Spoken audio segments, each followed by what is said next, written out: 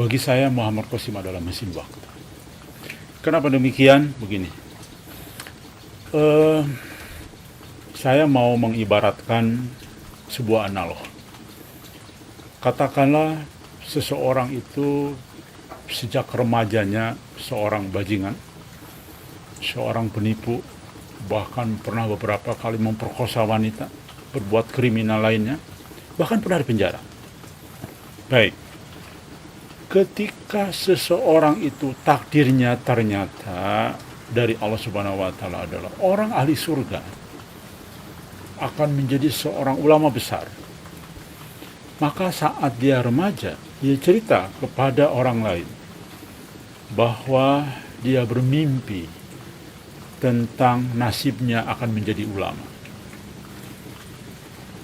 Bahkan ada orang juga yang memimpikan dia bahwa dia akan menjadi orang besar nanti. Baik, pertanyaannya, pada saat itu orang percaya tidak terhadap pernyataannya? Pasti tidak percaya. Itu analog saya pribadi. Sekarang saya kembalikan kepada satu contoh hadis Nabi Muhammad SAW. Ada seorang pelacur tua yang sudah kita sama-sama tahu tentang hadis ini. Ketika memberikan makan kepada seekor anjing karena kehausan dan kelaparan, maka dia masuk surga. Ketika ada orang lain pada saat itu meyakinkan kepada orang lain bahwa wanita ini akan masuk surga sebelum terjadinya dia peristiwa yang Rasulullah sampaikan, maka orang tidak akan percaya. Tidak mungkin orang ini masuk surga, dia pelacur kok, sehari-hari melacur, sudah tua lagi. Nah, seperti itu. Baik, maka kita tidak akan percaya. Tetapi ketika si anak remaja tadi sudah dewasanya muncul menjadi seorang ulama besar, katakanlah ya, karena misalkan tiba-tiba dia ada rezeki atau ada sesuatu sehingga dia hijrah ke Timur Tengah dan belajar agama atau apapun lah, sehingga kembali menjadi orang yang ahli dalam piawai menyampaikan dakwahnya. Maka ketika orang lain baru mengenal dia ketika sudah muncul menjadi tokoh, orang akan percaya bahwa dialah tokoh agama yang tidak bisa dipungkiri. Ya. Tapi beda dengan pendapat orang yang tadi, yang di awal mengenal yang bersangkutan, maka dia tidak percaya. Inilah sebuah satu jam waktu yang memang terjadi kepada Muhammad Qasim. Bagi orang-orang yang mengenal Muhammad Qasim dengan mimpinya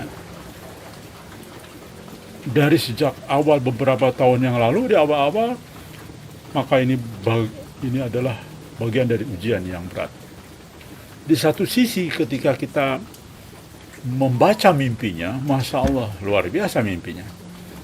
Namun ketika kita melihat sosoknya yang saat ini rasanya tidak mungkin Allah memberikan spesial kepada Muhammad Qasim karena perilakunya yang masih kurang, masih futur dalam ibadah, masih orangnya masih kadang-kadang ya akhlaknya belum sempurna menjadi orang yang kita pikirkan tentang sosok Al-Mahdi.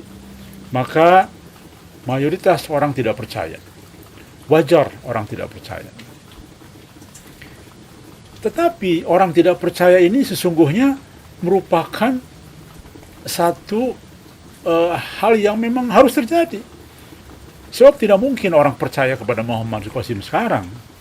Karena itu akan menyalahi hadis. Seandainya katakanlah ada 1000 ulama percaya dengan Muhammad Qasim, apakah nanti yang membayat cuma 313 orang? Tidak mungkin. Pasti ada ratusan juta orang membayat Muhammad Qasim. Karena satu orang tokoh agama, pengikutnya banyak, punya majelis, punya pengikut. Tapi takdir yang Allah sudah sampaikan melalui baginda Nabi Muhammad SAW yang membayat hanya sedikit orang. Inilah contoh bagaimana sosok perjalanan waktu Muhammad Qasim. Tapi nanti ketika beliau dibayat sesuai dengan mimpinya, karena ada mimpinya sebetulnya peristiwa bayat, walaupun Muhammad Qasim mengatakan bukan peristiwa Bayat. Dia tidak tahu peristiwa itu. Tetapi kami menyimpulkan itulah peristiwa Bayat. Karena sesuai dengan hadis Nabi Muhammad SAW, peristiwa mimpinya. Ketika dibayat, lalu kemudian terjadi rentetan yang sesuai hadis baginda Nabi Muhammad SAW, maka orang baru percaya. Tapi dalam mimpi Muhammad Qasim dikatakan sudah terlambat. Banyak orang yang menyesal kenapa tidak mau mendengar mimpi Muhammad Qasim. Kelemahan siapapun saat ini tidak mau membaca mimpi Muhammad Qasim. Padahal kalau benar-benar seseorang mendalami mimpi Muhammad Qasim, insya Allah relatif orang akan berpikir dua kali untuk tidak percaya dengan mimpi Muhammad Qasim. Baik, jadi insya Allah itulah perjalanan Muhammad Qasim.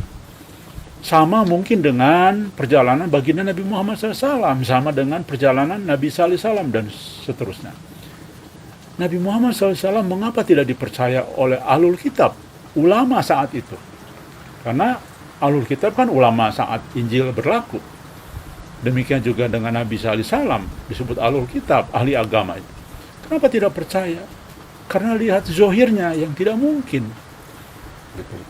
Hayalan saat itu sangat berbeda dengan saat kelahiran para nabi itu. Dari orang-orang biasa, orang yang ummi, orang yang biasa saja, bukan tokoh agama, bukan ahlul kitab dan sebagainya. Demikian juga dengan Muhammad Qasim. Maka orang tidak akan percaya. Namun kami semakin percaya karena apa? Ternyata Muhammad Qasim dimimpikan oleh banyak orang lain. Pertanyaannya, apakah mimpi semua orang, ada ratusan, mungkin ada 1000 orang barangkali di dunia ini yang memimpikan tentang akhir zaman, dan banyak yang memimpikan tentang Muhammad Qasim, bahwa dialah benar mimpinya, tidak bohong. Apakah kita berani mengatakan bahwa seluruh mimpi orang-orang itu adalah dari setan? Maka hati-hati saudara sekalian. Baik, saya ingin mengakhiri dengan sebuah kalimat, bahwa cobalah belajar dari sejarah. Ya. Utusan Allah Subhanahu wa Ta'ala hampir memiliki sejarah yang sama, bahwa Al-Mahdi pun adalah utusan Allah Subhanahu wa Ta'ala, walaupun bukan untuk membawa agama baru, ajaran baru, tetapi untuk meluruskan kesalahpahaman yang ada saat ini. Insya Allah saya kira demikian. Terima kasih atas perhatiannya.